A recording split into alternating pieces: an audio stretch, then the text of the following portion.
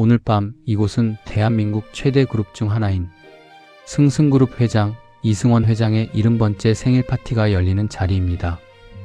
천장에는 오스트리아에서 직수입한 크리스털 샹들리에가 달려있고 테이블 위에는 프랑스산 최고급 와인이 줄지어 서 있습니다. 참석자만 300여 명. 서울 시내 5성급 호텔 그랜드 볼룸 전체를 단독으로 빌렸습니다. 웃음이 넘쳐 흐르지만 어딘가 그 웃음은 너무 깔끔합니다. 계산된 웃음, 준비된 박수, 자리를 지키기 위한 친절함, 그리고 그 화려한 자리에서 단 한 사람만이 그 어떤 웃음도 짓지 않고 있습니다. 회색 작업복, 깔끔한 머리카락, 허리는 약간 굽어있고 발걸음은 소리가 나지 않습니다. 사람들은 그를 보지 않습니다. 보이지 않는 사람처럼 그 앞을 지나칩니다. 누군가는 음료잔을 들고 그의 바로 앞을 지나치며 바닥에 술을 흘리고도 뒤돌아보지 않습니다. 그는 고개를 들지 않습니다. 묵묵히 천을 들어 그 자리를 닦아냅니다. 그런데 그 손이 이상합니다. 청소부의 손이라면 두껍고 거칠어야 합니다. 하지만 그 손은 손가락이 지나치게 깁니다. 마디마디가 섬세하고 손끝의 움직임이 무언가를 잡듯이 아니라 무언가를 연주하듯 움직입니다. 마치 오래된 기억이 손 안에 살아있는 것처럼 그때 행사 진행자의 목소리가 울려 퍼집니다. 오늘 특별히 세계적인 바이올리니스트 강지아 씨 축하 연주가 준비되어 있습니다. 큰 박수 부탁드립니다. 박수가 쏟아집니다. 사람들이 무대 쪽으로 시선을 돌립니다. 그런데 그 순간 청소부의 손이 멈춥니다. 단 1초. 그리고 그의 어깨가 아주 미세하게 긴장합니다. 이승원 회장, 70살, 반세기 가까이 재계를 지배해온 사람. 그는 박수를 치고 있습니다. 하지만 그 눈빛은 무대가 아니라 구석의 청소부를 향하고 있습니다. 아주 짧은 순간, 아무도 눈치채지 못한 그 시선. 하지만 그 눈 안에는 회장이 아닌 아주 오래전에 어떤 남자가 들어있습니다. 바이올리니스트 강지아의 연주가 시작됩니다. 그는 분명히 실력 있는 연주자입니다. 기교가 완벽하고 음정은 흠잡을 데 없습니다.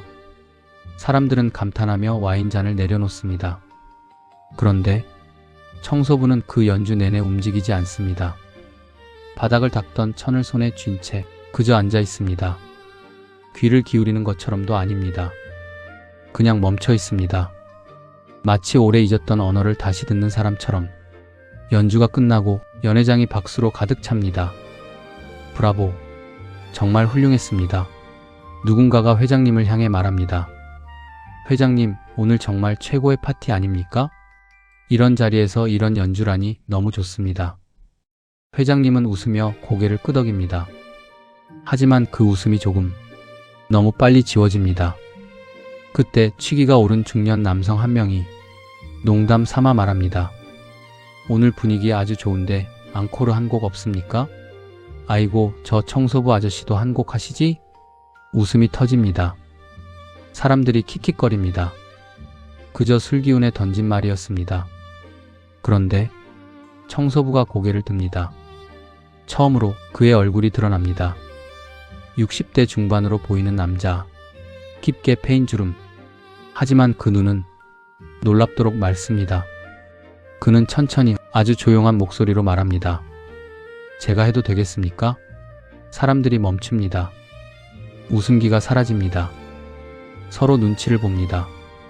방금 그 농담을 던진 남성이 당황한 얼굴로 말합니다.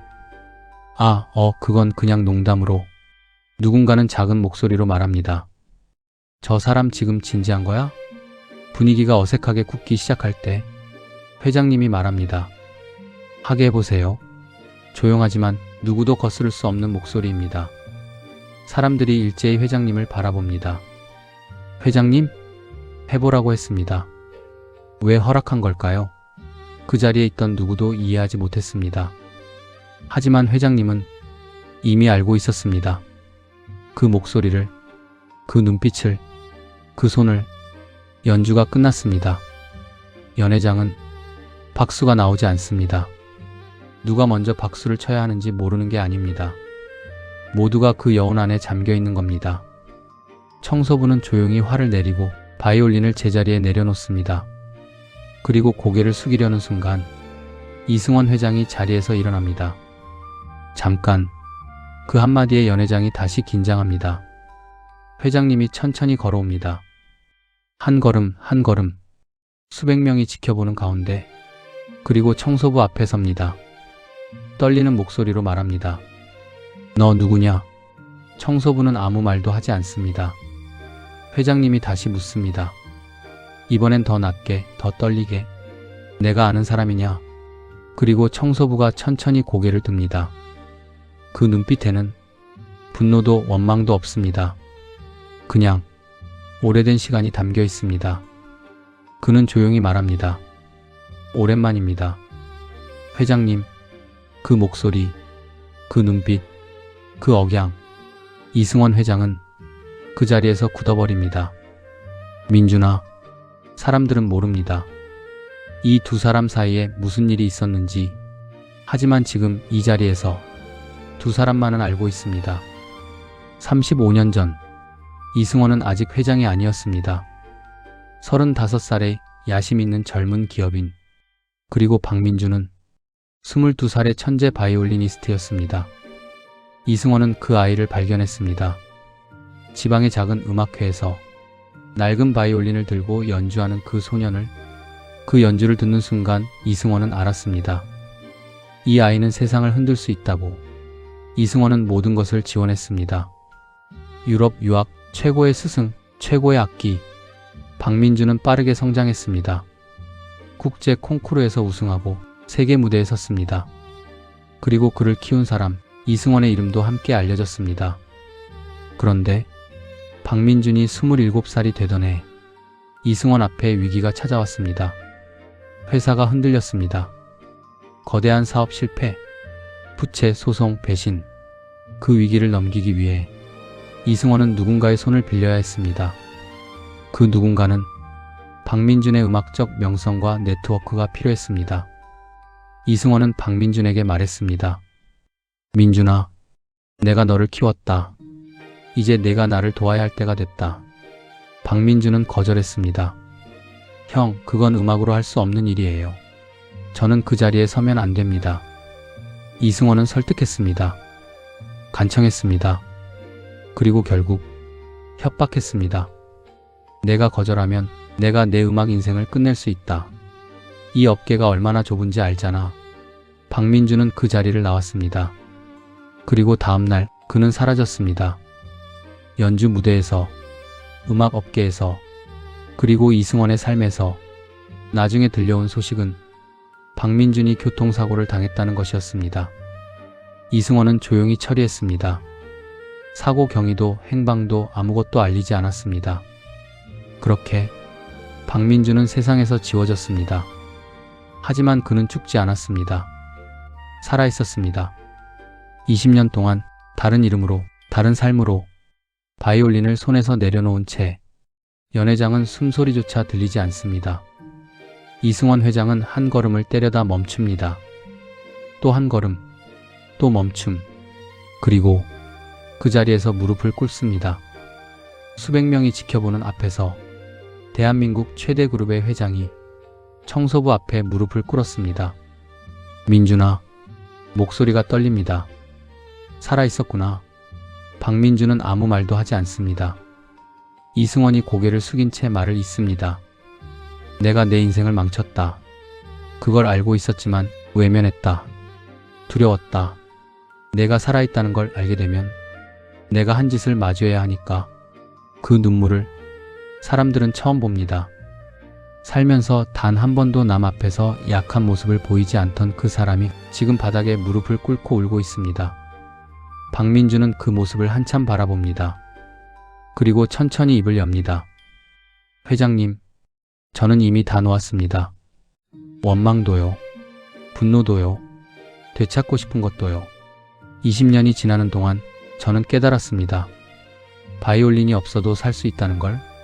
하지만 박민준의 눈빛이 흔들립니다. 오늘 연주는 했습니다. 오늘 딱 한 번만 그 사람 앞에서 제가 누구였는지 보여드리고 싶었습니다. 그 말에 이승원은 어깨를 들썩이며 웁니다. 처음으로, 아마 살면서 처음으로 박민주는 그 모습을 바라보다가 조용히 돌아섭니다. 아무 말도 없이 화려한 연회장을 회색 작업복 차림으로 천천히 걸어 나갑니다. 그리고 그날 이후 이승원 회장은 모든 공식 행사에서 물러났습니다. 아무런 발표도 설명도 없이 제게는 의아해했습니다. 언론은 추측했습니다. 하지만 이승원은 말하지 않았습니다.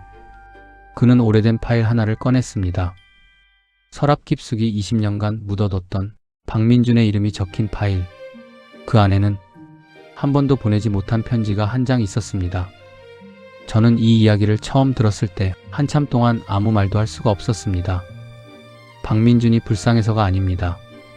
그는 사실 가장 자유로운 사람이었습니다. 원망도 내려놓고 분노도 내려놓고 그리고 마지막으로 딱 한 번 자신이 누구였는지를 증명하고 떠났습니다. 그는 아무것도 되찾으려 하지 않았습니다. 그저 한번 나는 이런 사람이었다고 보여주고 싶었을 뿐입니다. 여러분께 묻고 싶습니다. 지금 여러분 곁에는 아무도 알아보지 못하는 누군가가 있지 않습니까? 스치듯 지나치는 그 사람이 한때 누군가에게는 세상에서 가장 소중했던 사람일 수 있습니다. 그리고 어쩌면 지금 이 순간 아무도 알아보지 못하는 그 사람이 바로 당신 자신일 수도 있습니다. 살면서 한 번쯤은 자신만의 무대에서 자신이 누구인지를 증명할 기회가 옵니다.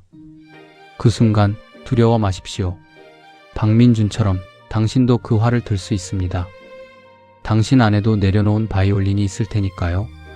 당신의 삶의 작은 여운이 되고 싶습니다. 구독, 좋아요는 큰 힘이 됩니다.